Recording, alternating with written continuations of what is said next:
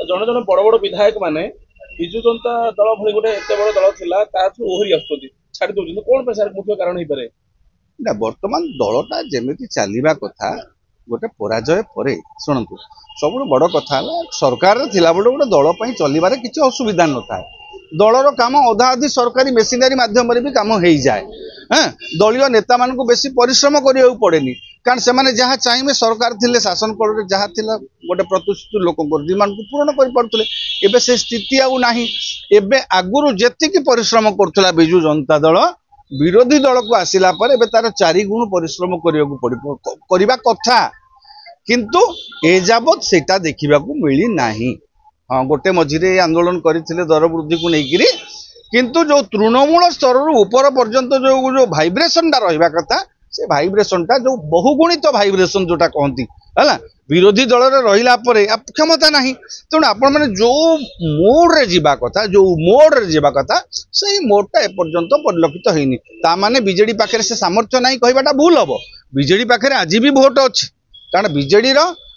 गत निर्वाचन में बीजेपी ठू अधिक भोट पाई बीजेडी सेटा असंभव नुह एमाने से भाइब्रेशन टा केमिति सृष्टि करि पारिबे ए पर्यंत सृष्टि करि पारि नाहंती। नवीन बाबू को ग्रहणीयता एबे भी लोकों भितर अच्छी तेणु से भाइब्रेशन टाक एमाने केते दूर पूरण करिवे को माने नेतृत्व नहीं ताकू दायित्व नेबे करिवे से जना पड़िबो बीजेडी आगु को केमिति जीव पंचायत निर्वाचन अच्छी पौर निर्वाचन अच्छी। हाँ आजिकल जो वन नेशन वन इलेक्शन कथा है जदि केबे पुणी इलेक्शन कथा चिंता करा जाए सेते बेलू सामना भी करिया पड़िबो तेणु बीजेडी केते प्रस्तुत होउची को भली भाव में जीव ई सभापति निर्वाचन जो कमिटी गठन हम से स्पष्ट हो बड़ कथा नवीन बाबू एबे जेतिक एक्टिव अछंती 4-6 मास पूर्व से एक्टिव नथिले इनएक्टिव थिले गोटे ठीक से फॉरवर्ड हो पार नथिले बर्तमान एते एक्टिवनेस कोड आसिला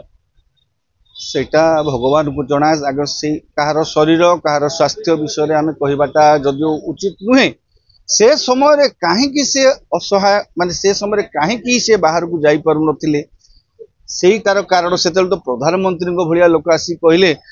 आम सरकार आसिले आम गोटे तदंत कमिटी करूँ आगो मुख्यमंत्री स्वास्थ्य जांच करूँ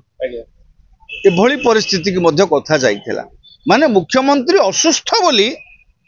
गोटे वार्ता से दिगला निजे प्रधानमंत्री वक्तव्य गोटे वार्ता गला जे कमिटी गठन करूँ केमिति से एते असुस्थ हेले माने से सुस्थ नांती हेले आज तो से एक्टिव बुलुचंती सेतेबेले काहेकि इनएक्टिव हो जाइतिले तार कारण तांको दलर लोक तर्जमा करिवे तांको दलर लोक बुझिबे जे को कारण नवीन बाबू पदा को आसी पारु नथिले नवीन बाबू काहेकि एक्टिव हो पारु नथिले एथिपई दायी किए सेही अनुसार जदि कारण खोजी निराकरण ठिकणा भाव न करिवे तेबे दल भविष्य में दल अस्थिरता जारी रहिबो।